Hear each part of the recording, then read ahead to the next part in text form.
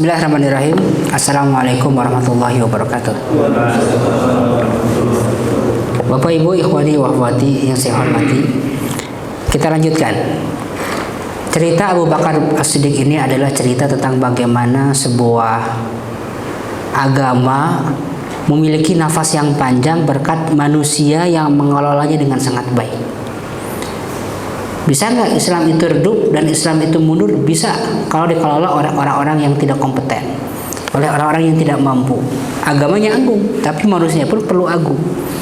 Nah, setelah Islam ini kehilangan seorang nabi, Rasulullah wafat, Islam ini justru kurvanya tidak turun, tapi semakin naik ketika dipimpin oleh Abu Bakar As-Siddiq. Ini salah satu prestasi Nabi Muhammad SAW. Di antara banyak prestasinya, sebetulnya prestasi terbaik Nabi Muhammad itu adalah generasi yang beliau lahirkan. Rasulullah tidak mewariskan jalan tol, mewariskan masjid megah. Beliau tidak mewariskan juga buku-buku, tapi yang beliau wariskan adalah orang-orang berkualitas yang bisa menjadi pemimpin baru. Itulah kesuksesan pemimpin. Ketika setelah wafat dia melahirkan pemimpin baru. Dan Abu Bakar adalah orang yang akan kita bahas nih, orang yang sangat tepat bagaimana menjaga Islam di masa-masa krisis. Apa yang terjadi Bapak Ibu? Setelah Abu Bakar itu memimpin, orang-orang yang ada di sekitar Madinah itu kan banyak yang sudah berbondong-bondong masuk Islam. Surat yang saya bacakan tadi, idza jaa nasrullahi wal fath. Ketika datang kemenangan Allah, pertolongan Allah adalah hari kemenangan.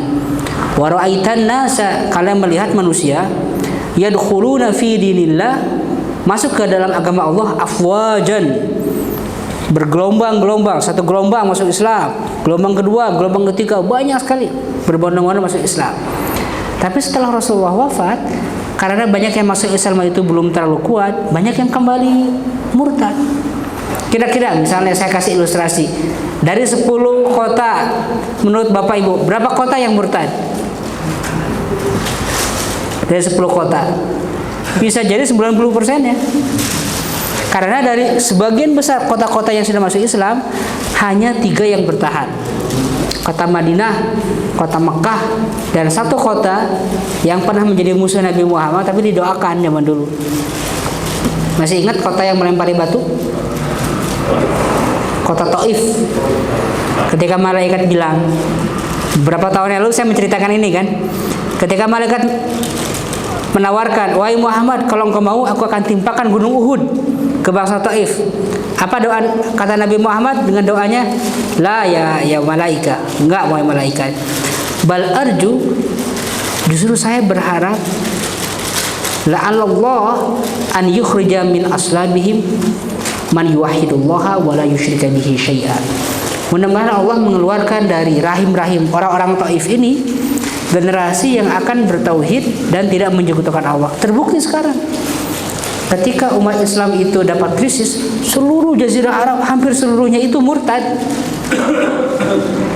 Hanya 3 kota yang bertahan, Makkah, Madinah, dan Taif.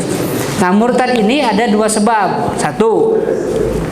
Satu, karena mereka berpikir bahwa agama Islam ini kalau udah nggak ada nabinya udah nggak berlaku lagi.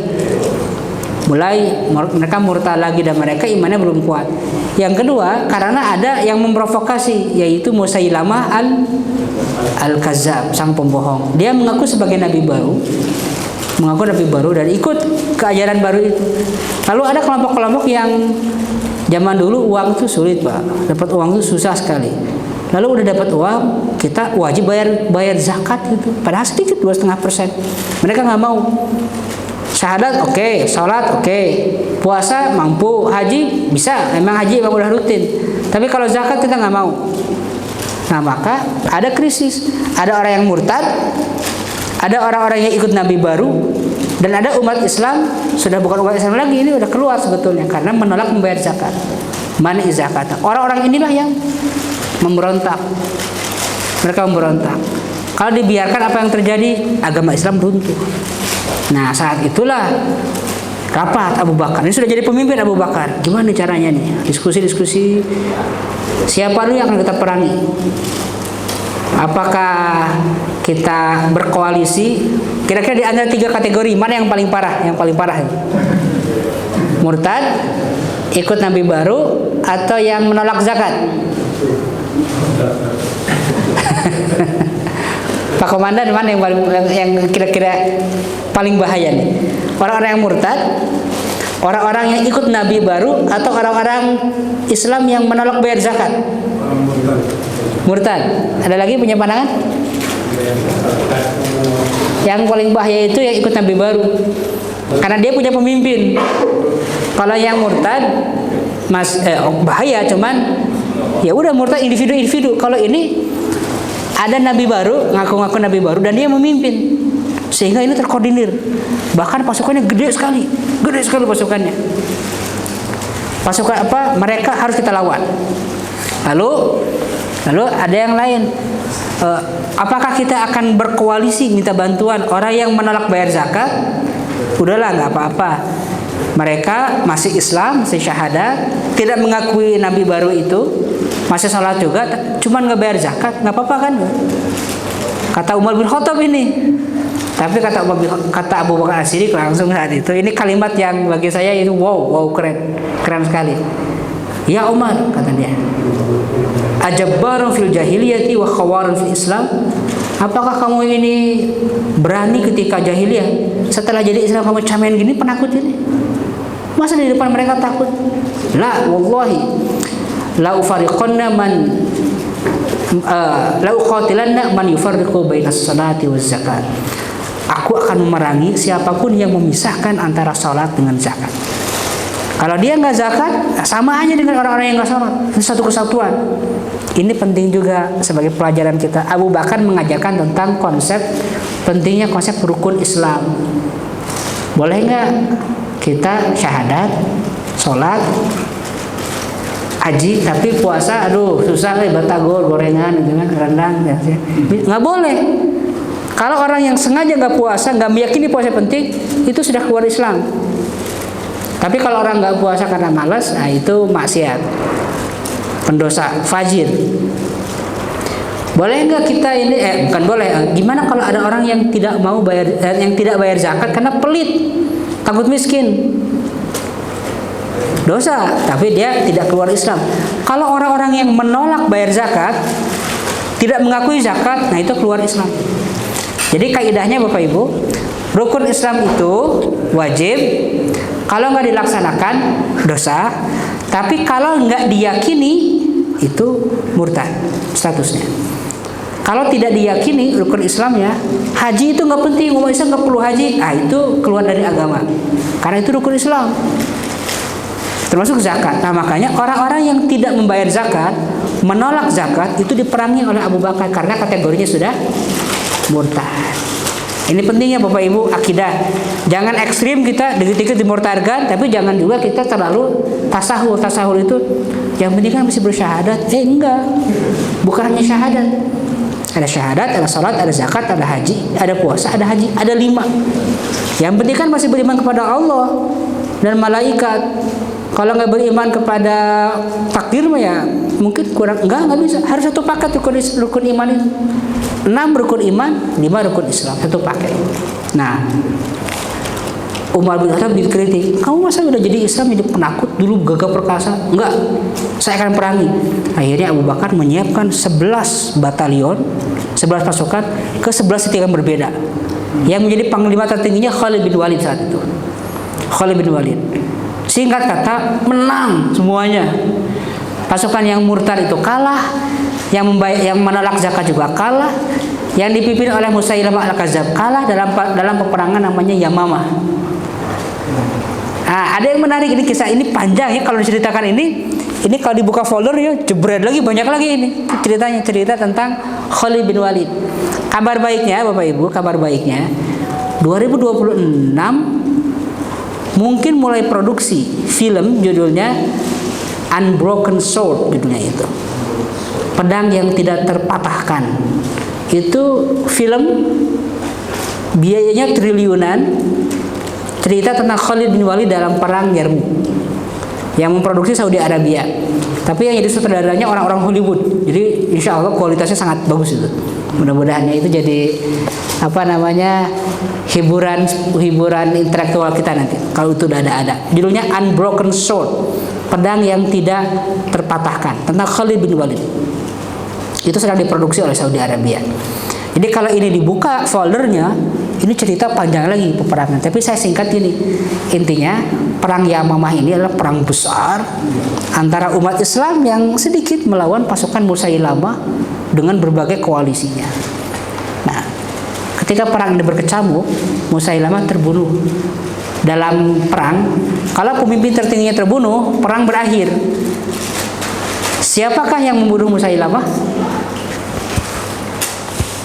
Ada orang yang pernah berdosa dan dia seumur hidupnya itu dihantui oleh dosanya, sampai-sampai Nabi Muhammad pun sulit ingin berwajah ramah ke orang ini walaupun dia sudah taubatan nasuha.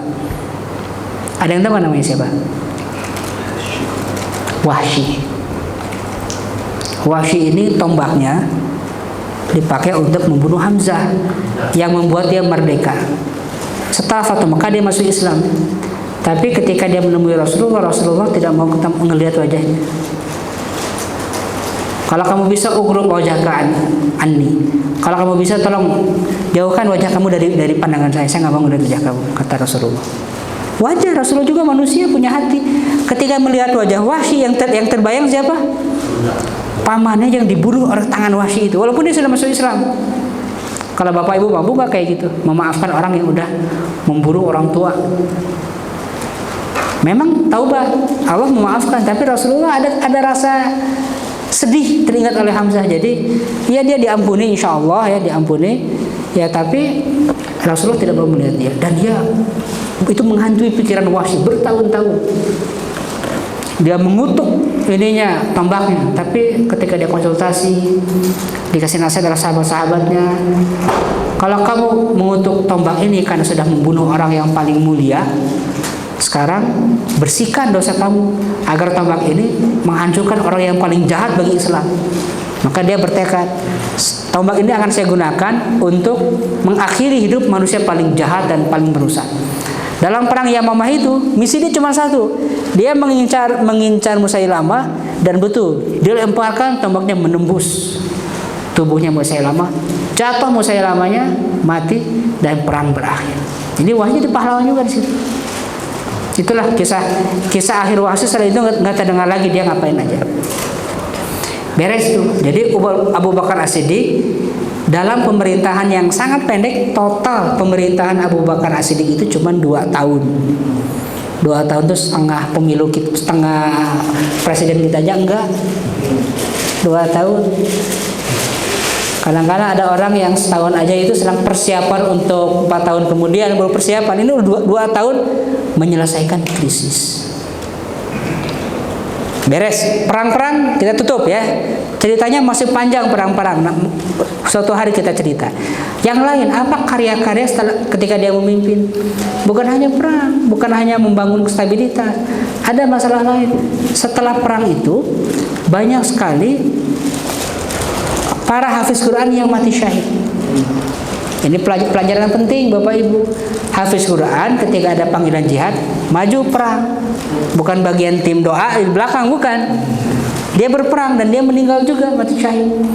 Sehingga para penghafal Quran drop drastis berkurang. Kalau ini dibiarkan, apa efeknya kira-kira? Siapa yang akan mengajarkan Quran? Karena Quran diajarkan itu kan lisan. Orang-orang Arab bukan orang yang terbiasa menulis kayak gitu. Siapa yang mengajarkan Quran? Nah, akhirnya butuh untuk penulisan Al-Quran dengan dengan lengkap dalam satu mushaf. Abu Bakar bikin proyek ini atas usul Umar bin Khattab. Atas usul Umar. Ini kita harus memberikan kredit ya, memberikan pujian terhadap Umar. Tapi siapa yang menentukan? Abu Bakar sebagai pemimpin. Nah, Umar mengusulkan, ini melihat banyak yang mati syahid ini, gimana kalau tulisan Al-Quran yang berserakan dikumpulkan dalam satu jilid, dijilid gitu, dikumpulkan, ditulis ulang terus dijilid. Terus kata Abu Bakar, bagaimana saya melakukan sesuatu yang belum pernah dilakukan oleh Nabi? Itu kan takutnya bid'ah ya. Ini kan masalah ritual, Quran ritual. Nah, saat itulah Abu Bakar diyakinkan oleh Umar. Iya, ini bid'ah, nggak pernah dilakukan, tapi ini baik, bukan sesuatu yang buruk. Karena di sini bukan hal-hal ritual. Kalau baca Al-Qur'annya itu ritual. Tapi cara baca Al-Qur'annya dulu di mushaf, sekarang di handphone, ini bukan ritual. Cara bacanya itu. Apa fasilitas bacanya? Fasilitas bacanya ini bebas. Ini nggak masalah walaupun Rasul nggak melakukan. Ini bagus. Fahad khair katanya. Akhirnya baik, kita akan bikin. Siapa yang akan kita tugaskan? Akhirnya Abu Bakar menugaskan seorang pemuda yang usianya 19 tahun. Zaid bin Sabit. 19 tahun. Berarti Zaid bin Sabit ini ketika di zaman Rasulullah usianya berapa tahun? Belasan ya. 15, 16. Karena dia pernah ingin ikut perang Badar. Perang Badar berapa tahun yang lalu? Ini setelah Rasulullah wafat, taruhlah tahun ke-11. Berapa tahun yang lalu perang Badar? Bagaimana cara menghitungnya? Tahun ke-11, 11. Perang Badar tahun kedua, berarti 9 tahun yang lalu kan? Berapa tahun jadi Sabit? 10 tahun. 10 tahun anak ke SD. Tik jalan itu kan. Ya Rasul, saya mau berjihad ya Rasul gitu kan. Enggak, kamu pulang ke rumah dulu. Kalau kamu ingin membela Islam, cari bidang yang lain. Dia nangis ke ibunya, saya nggak diizinkan berjihad. Dia masih anak ingusan kan, 10 tahun, 11 tahun, 12 masih anak kecil. Udah kamu pelajari, tawarkan jasa kamu ke Rasul untuk membela Islam di bidang yang lain. Datang, ya Rasul, saya ingin membela Islam. Kamu bisa belajar bahasa? Bisa ya Rasul. Pelajari bahasa Ibrani, bahasa Suryani. Dia mempelajari bahasa Yahudi. Tulisan Ibrani dalam 2 pekan. Bahasa Suryani dalam 2 pekan. Jadi Zaid bin Sabit ini sejak kecil dikasih misi oleh Nabi untuk melakukan semua hal yang berhubungan dengan literasi, baca buku, penerjemahan, administrasi. Dia paling kuat, cerdas, hafalannya bagus, dan dia menulis. Ada yang hafalannya bagus, banyak. Orang-orang Arab ingatannya kuat, tapi tidak bisa menulis, banyaknya itu. Yang bisa menulis sedikit. Maka kadang-kadang yang bisa nulis itu suka diremehin. Nulis, gak kuat ya ingatannya ya gitu. Justru orang-orang yang kuat itu gak menulis. Nah, itu. Jadi bukan sebuah aib juga gak nulis itu. Cuma Rasulullah visioner. Iya, bukan aib sekarang, tapi ke depan akan aib. Makanya Rasul menyiapkan generasi yang bisa baca tulis. Siapa yang kita tugaskan? Nah, orang yang sudah disiapkan selama bertahun-tahun oleh sang Nabi, Zaid bin Sabit. Sekarang Bapak Ibu bayangkan lagi, cerita kayak gini harus direnungi. Kebayang nggak proyek penulisan Quran nasional, kepala timnya anak muda 19 tahun. Kalau sekarang siapa? Profesor kan? Profesor senior, guru besar kan, tokoh NU, tokoh Muhammadiyah, kiai, barulah dia layak menjadi kepala penulisan Quran, terjemahan Indonesia misalnya. Kalau ini pertama kalinya penulisan Quran dipimpin oleh anak muda 19 tahun. Cerita ini, satu halaman ini Bapak Ibu, ini satu mata kuliah. Satu mata kuliah, judulnya itu, namanya itu Tarikh Kitabat Tadwin Al-Quran atau Kitabatil Quran Mushaf. Tarikh Al-Mushaf, sejarah Mushaf atau sejarah Quran atau sejarah penulisan Al-Quran. Satu SKS, saking panjangnya ceritanya. Tapi singkatnya gini, biar Bapak Ibu ngerti inti-intinya. Andaikan kita ingin melihat jasa orang-orang ini, kebayang nggak? Kalau Al-Quran itu saat itu nggak dituliskan, kita nggak punya itu satu jilid kayak gini. Nah, Al-Quran ini sejak zaman Rasulullah sudah ditulis. Hampir seluruhnya, kecuali ada 1-2 ayat yang memang terskip, tidak tertulis. Tapi bukan berarti nggak ada ayatnya, karena orang-orang hafal. Tapi mayoritas ayat Quran hampir seluruhnya ditulis di zaman Rasul dan disaksikan oleh Rasul. Misalnya turun, Qul a'udzu birabbin nas, tulis. Malikin nas, tulis. Ilahin, ditulis, semuanya ditulis. Dari Al-Baqarah, karena bukan hanya dari Al-Baqarah ya, dari Al-Alaq. Karena kan random, Al-Quran random turunnya. Tidak urutannya seperti Al-Baqarah, Ali Imran sampai An-Nas. Semua ayat yang turun ditulis zaman Rasul. Cuman ditulisnya ada yang di kertas, ada yang di kulit binatang, ada yang di kain ya. ada yang mungkin ditulang, diukir, itu termasuk tulisan juga. Itu berserakan di mana-mana, berserakan. Tapi Al-Quran itu hafalannya dari mulai Al-Baqarah, terus Al-Maidah, Al-Imran, terus sampai akhir 114 surat itu dihafal oleh para sahabat sesuai dengan urutan surat, urutan ayatnya. Hafal seluruh sahabat, mayoritas sahabat itu hafal. Coba nggak ada tulisannya. Nah sekarang prosesnya adalah kita ingin agar hafalan tersebut dituliskan menjadi teks, diverifikasi dengan tulisan kertas, tulisan yang ada yang dulu ditulis di zaman Rasulullah. Jadi Zaid bin Sabit ini sebagai penulisnya, dia duduk, setelah itu laporan, dia bikin beberapa halamannya, ngantri, kamu bawa ayat apa? Saya bawa Ali Imran ayat 1 sampai 10 misalnya. Siap, mana buktinya? Verifikasinya ketat Pak. Mana buktinya?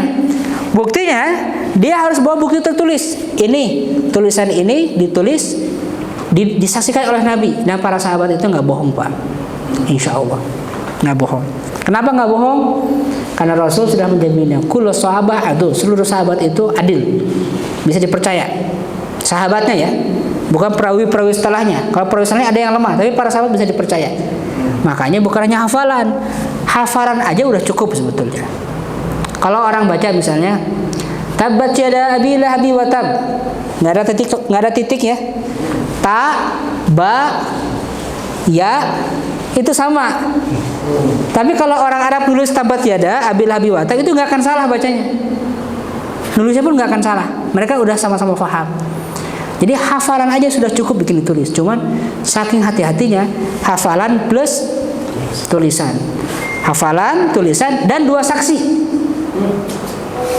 Siapa yang menyaksikan kamu nulis ini di zaman Rasul? 2 saksi. Beres. Terus surat Maryam, terus surat An-Naba, terus sampai akhir, sampai beres satu Al-Quran itu dengan teliti. Hanya ada 1 ayat yang saksinya cuma 1 orang gitu. Tapi para sahabat hafal semua. Cuma orang saksi orang ini dalam Al-Quran, kesaksian orang ini sebanding dengan 2 orang, sehingga lengkap. Seluruh ayat Quran itu disaksikan oleh 2 orang. Beres ini. Jadi jasa Abu Bakar dan Umar ini, kalaulah mau dihitung, lupakan perang Badar, perang Uhud, lupakan infak, lupakan hijrah, lupakan seluruhnya. Ini saja usulan menuliskan Quran, usulan mengumpulkan Quran ini sudah menjadi pahala jariah sampai hari kiamat, nggak akan habis. Hanya ini saja. Kalau nggak ada amal-amal yang lain, merinding kalau kita baca ini. Bagaimana jasa Abu Bakar As-Siddiq. Lalu kontribusi 11. Kontribusi 11. Udah beres pemberontakan, Quran udah ditulis, nggak cukup. Sekarang ini makin berani orang-orang terus aja berontak di pinggiran Jazirah Arab ini. Mereka perlu kita ingatkan bahwa kita ini punya wibawa. Kita kirim ekspedisi. Akhirnya dikirim pasukan ke Syam dan pasukan ke Persia berbarengan. Itu edun itu. Bapak Ibu bayangkan aja, Mekah yang awalnya kayak Cimahi, ya kecil gitu kan, tiba-tiba menantang Cina, menantang Amerika, kira-kira gitu. Menantang pasukan Persia, menantang pasukan Romawi. Pasukan yang ke Syam dipimpin oleh Abu Ubaidah Al-Jarrah yang tadi saya bilang ya, yang mendampingi suksesi. Pasukan yang dikirim ke Persia dipimpin oleh Khalid bin Walid. 2 perang ini. Nah, di zaman Abu Bakar As-Siddiq, Persia itu tumbang dalam perang Qadisiyah. Oh, tadi saya maaf, bukan Yarmuk ya. Nanti yang akan Anda saksikan film itu perang Qadisiyah kalau nggak salah. Lawan Persia. Persia itu udah 1 milenium 1000 tahun usianya. Hancur Persia, habis Persia itu di tangan Khalid bin Walid. Menang umat Islam itu. Ini ceritanya panjang, kalau diceritakan panjang lagi nih foldernya, cerita Khalid bin Walid. Tapi singkat kata, menang Persia. Umat Islam itu melawan Persia, tumbang. Nah, melawan Romawi, jadi ini Mekah ya, Madinah, Persia ke timur, Romawi ke utara, Syam. Ini udah kalah Persianya. Yang Romawi ini belum tumbang-tumbang, belum kalah-kalah di daerah Syam ini. Bukan yang di Konstantinopel ya, Konstantinopel masih lama zaman Muhammad Al-Fatih. Gak takluk akhirnya Abu Bakar As-Siddiq, ini mah nggak bisa dibiarkan, harus dipimpin oleh Khalid bin Walid. Kata Abu Bakar, kenapa oleh Khalid? Ini jarak mereka yang di Persia, masa dikirim ke Syam? Nggak masuk akal, gimana, terlalu jauh. Ya gimana lagi? Kan masih ada para panglima. Kata Abu Bakar, sulit.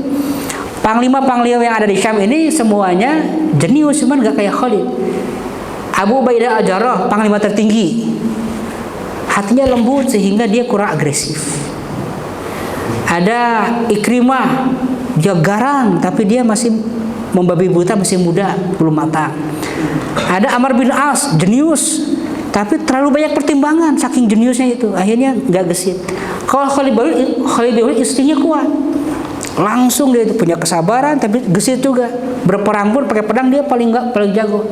Kalau dikirim semuanya akan naik lagi spiritnya. Akhirnya, kalau dikirim boleh-boleh, tapi siapa yang akan memimpin? Kata, ini salah satu sumber konflik di masa depan ya. Kata Abu Bakar, pasukan Syam ini dipimpin oleh Abu Ubaidah. Ini udah berbulan-bulan dipimpin oleh dia. Pasukan Khalid beda lagi. Khalid dengan pasukan elitnya dikirim ke Syam, nanti akan memimpin seluruhnya Khalid. Kata Umar, kok bisa Khalid, kan dia pendatang baru, kok malah ini, harusnya kan dia jadi supporting aja. Ya enggak, tetap dia yang paling jago, dia yang akan memimpin seluruhnya. Saya nggak sepakat gitu kan. Ya gimana lagi, itu ijtihad saya. Kalau berbeda pendapat akhirnya nggak bisa gimana lagi kan. Pemimpinnya Abu Bakar. Menurut Abu Bakar, Khalid yang jadi pemimpin, bukan Abu Ubaidah, karena kurang kuat. Yang jadi terdepannya harus orang yang paling jenius soal perang. Abu Bakar, Umar bin Khattab nggak sepakat, tapi ya gimana lagi kan, khalifahnya Abu Bakar. Akhirnya singkat kata, strateginya itu panjang, harus berhari-hari, kalau nggak salah 2 minggu gitu ya, 10 hari perjalanan naik kuda tanpa henti. Paling berhenti sebentar, istirahat kudanya sebentar, jalan lagi, nggak tidur gitu. Tidur sejam 2 jam, nggak tidur pula sejam 2 jam, jalan lagi gitu, ngebut. Apa yang paling bahaya dalam perjalanan ini? Air. Sepanjang perjalanan nggak ada rest area, nggak ada sumur. Gimana caranya? Akhirnya ada seorang penunjuk jalan namanya Rafi' namanya, orang biasa, orang Baduy tapi dia tahu jalurnya. Gimana caranya? Berisiko tapi kita coba katanya. Gimana caranya? Kita kalau bawa air berjerigen-jerigen nggak bisa. Kenapa? Akan memberatkan kuda. Ya nggak? Memberatkan kuda. Jadi kudanya udah mati di tengah jalan. Tapi kalau nggak bawa air 10 hari gimana? Nah, nggak bisa kan? Akhirnya pakai strategi gini. Sebelum pergi 2 hari, 3 hari sebelum pergi, masing-masing pasukan bawa 2 kuda atau bawa 3 kuda. Dan seluruh kuda yang dibawa ke Syam suruh minum terus 3 hari. Suruh minum terus sampai benar-benar banyak. Nanti sebelum pergi, kemaluan kudanya diikat, nggak boleh pipis. Nggak boleh pipis. Nah, menjelang pergi akhirnya berangkat. Jadi ketika berangkat, kuda dengan perut yang full air. Nanti sampai maksimal kalaupun kencing-kencing dikit, sampai maksimalnya di tengah perjalanan nanti persediaan habis, sebagian kuda sembelih, dagingnya dimakan, airnya bisa diminum. Tapi kebayang nggak air yang ada di bukan air bersih kan? Udah tercampur. Tapi itulah survivalnya tentara, ya namanya tentara Pak. Itu ceritanya luar biasa. Tapi akhirnya sampai juga dengan kuda-kuda yang tersisa sampai ke Syam. Pasukan Romawi diam nggak maju. Pasukan Abu Ubaidah diam nggak maju, saling bertahan. Dan setelah itu datang pasukan Khalid, serang langsung, kalah Romawinya, kalah Romnya. Tapi sebetulnya di sela-sela penaklukan Syam ini, disitulah Abu Bakar As-Siddiq sakratul maut.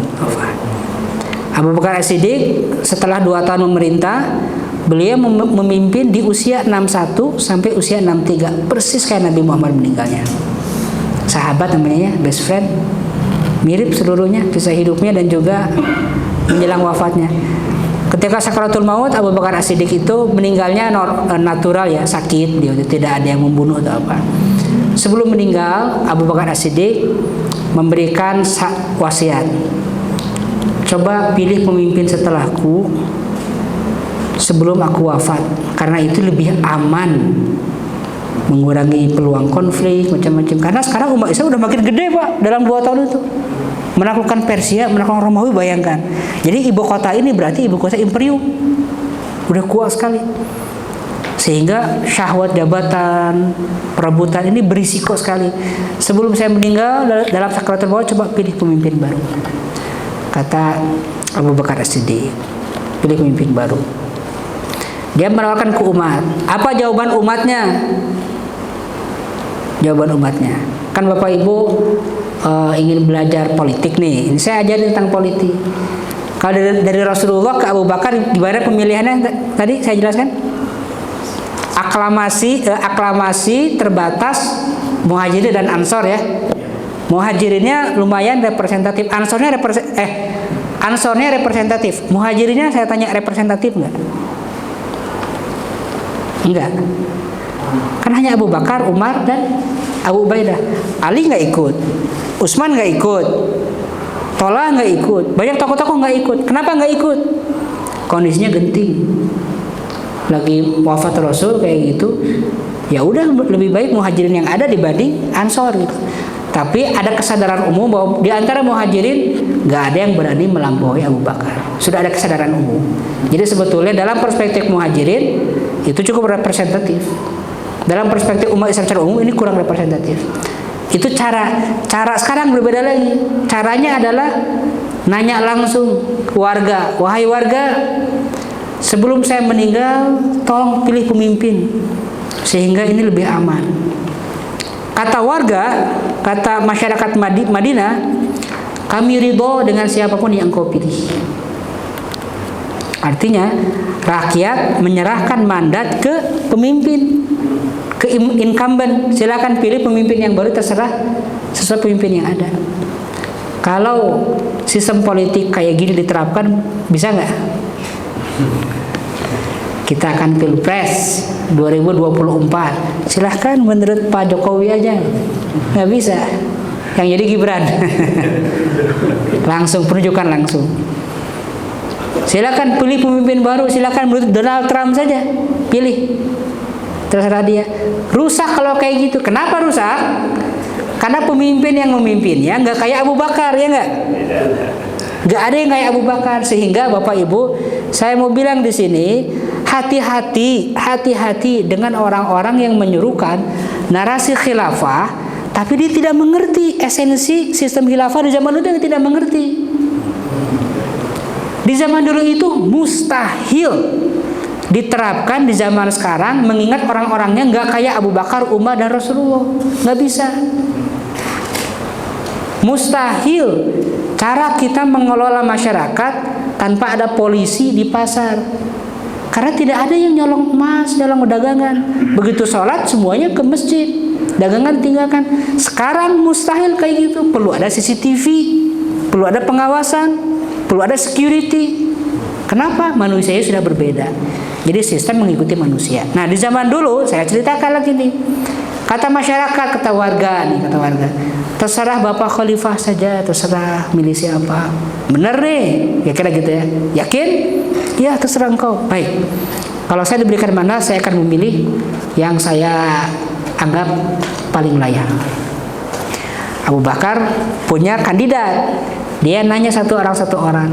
Nanya ke orang-orang yang paling terbaik. Siapa yang ditanya? Ternyata yang ditanya itu orang-orang yang tadi saya sebutkan 10 orang itu. Wahai Utsman, gimana menurut kamu soal Umar? Umar, wah dia pilihan terbaik, kuat. Ya bagus. Kira-kira gitu lah. Nanya ke Ali, gimana Umar? Dia pembela hak, Al-Faruq. Nanya ke Abdurrahman bin Auf, semuanya oke Umar. Tinggal Umar yang belum ditanya. Semuanya sepakat, baik. Insya Allah kita akan memilih Umar. Tolong panggil Umar ya. Ada apa wahai Khalifah? kita akan milih pemimpin baru dan kita sudah sepakat. Oh siapa? Ya Anda sendiri. Loh kan saya akan ditanya. Saya akan ditanya. Saya tidak ridho, saya tidak siap, tidak mau. Udah, nggak usah banyak ngomong, nggak usah banyak debat. Kita ada memutuskan kamu jadi pemimpin, kamu harus amanah. Nah ini ditolong langsung oleh Abu Bakar. Abu Bakar dengan nafas terakhirnya dia pidato, wahai ayuhan nas, wahai manusia, aku sudah memilihkan orang terbaik di antara kalian, Umar bin Khattab. Pimpinlah rakyat kamu dengan baik. Beliau meninggal dengan tenang. Sebelum meninggal dia minta izin ke Fatimah agar diizinkan makamnya disemayamkan di sebelah Rasulullah SAW. Kenapa? Karena ada, ini agak detail, coba, pernah ada kesalahpahaman antara Abu Bakar dengan Fatimah. Ada satu petak tanah diklaim oleh Fatimah. Satu petak tanah ini milik Rasulullah, diklaim oleh Fatimah. Tapi Rasulullah itu, Nabi Muhammad itu tidak mewariskan harta, karena itu adabnya. Nabi-nabi tidak mewariskan harta, semuanya diinfakkan. Fatimah mengklaim, kata Abu Bakar, bukan nggak mau ngasih, ini ya Rasulullah amanah bahwa ini tidak boleh oleh keluarga Rasulullah. Di situ ada clash sedikit dengan Abu Bakar. Makanya Fatimah agak kurang serang dengan Abu Bakar. Makanya di akhir hayatnya belum minta izin ke Fatimah boleh nggak, tapi di akhir hayatnya Fatimah sudah ridho dengan Abu Bakar. Akhirnya diizinkan agar beliau dimakamkan di dekat Rasulullah. Abu Bakar sebelum meninggal tahu diizinkan, udah lega. Wafat Abu Bakar As-Siddiq dengan husnul khotimah, disemayamkan di sebelah Rasulullah SAW. Sekarang siapa yang memimpin? Al-Faruq Umar bin Khattab. Nah, ketika Umar memimpin, suasana berubah. Cara kepemimpinan berbeda, leadershipnya juga berbeda, dan umat Islam pun punya tantangan-tantangan baru. Apa tantangannya? Nah, insya Allah kita bahas dalam pertemuan berikutnya. Kemampuan Abu Bakar adalah model ideal negarawan yang mengumpulkan kehormatan diri, kemandirian finansial, keluasan wawasan, penguasaan budaya negeri, dan juga jago public speaking. Begitulah kita tutup kisah Abu Bakar As-Siddiq dengan husnul khatimah. Untuk kita lanjutkan ke kisah yang lebih dramatis lagi tentang Umar bin Khattab dan bagaimana peradaban Islam di zaman Umar Al-Faruq. Jazakumullah khairan katsiran. Assalamualaikum warahmatullahi wabarakatuh.